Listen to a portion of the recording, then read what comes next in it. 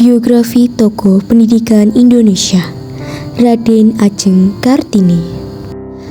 Raden Adjeng Kartini atau lebih dikenal sebagai R.A. Kartini lahir pada tanggal 21 April 1879 di Jepara, Jawa Tengah. Ia berasal dari keluarga bangsawan Jawa dan merupakan putri dari Raden Mas Adipati Aryo Sosroningrat, Bupati Jepara saat itu.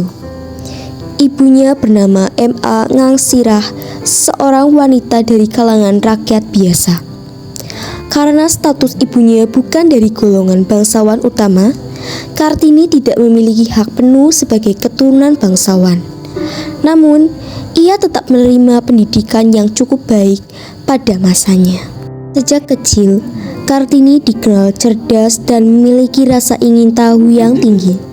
Ia bersekolah di Europos Langer School, sekolah dasar untuk anak-anak Eropa dan pribumi elit. Hingga usia 12 tahun, di sekolah ini Kartini belajar bahasa Belanda, yang kemudian menjadi jendela utamanya untuk mengenal dunia luar. Namun, sesuai tradisi bangsawan Jawa pada waktu itu, setelah menginjak usia remaja, Kartini harus menjalani masa pingitan, yaitu masa di mana seorang gadis tidak diperbolehkan keluar rumah hingga menikah. Meskipun dipingit, semangat Kartini untuk belajar tidak padam.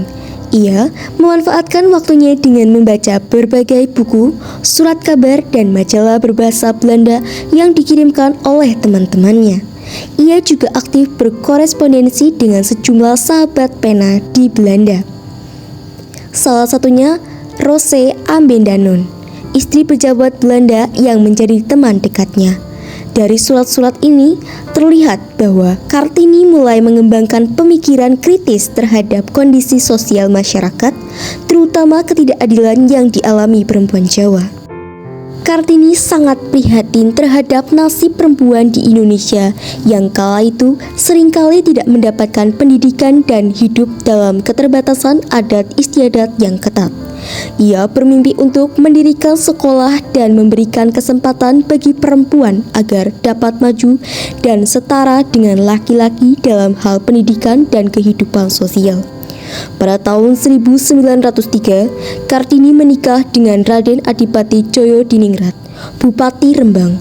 Meskipun awalnya pernikahan ini membuat banyak orang khawatir bahwa Kartini akan kehilangan semangatnya, ternyata suaminya justru mendukung cita-cita Kartini.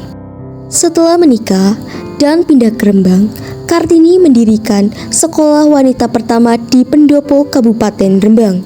Namun sayang, perjuangannya terhenti dalam waktu singkat.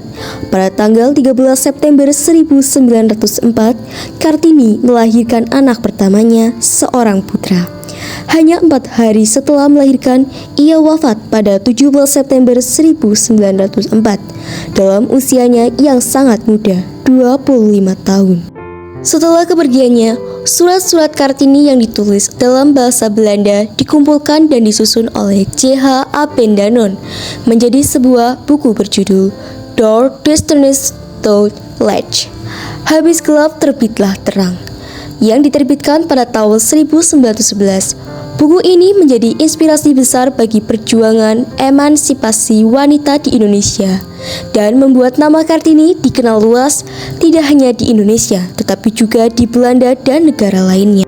Sebagai penghormatan atas jasa-jasanya, pemerintah Indonesia menetapkan tanggal kelahirannya, 21 April, sebagai Hari Kartini, yang diperingati setiap tahun untuk mengenang perjuangan dan semangatnya dalam memperjuangkan hak-hak perempuan Indonesia.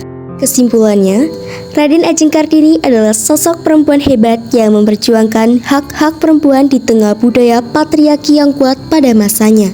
Ia percaya bahwa perempuan juga berhak mendapatkan pendidikan dan kesempatan untuk maju. Walaupun hidupnya singkat, pemikiran Kartini sangat berpengaruh dalam membuka jalan bagi kesetaraan gender di Indonesia. Melalui tekad semangat dan kepeduliannya, Kartini menjadi simbol kebangkitan perempuan Indonesia dan inspirasinya tetap hidup hingga kini.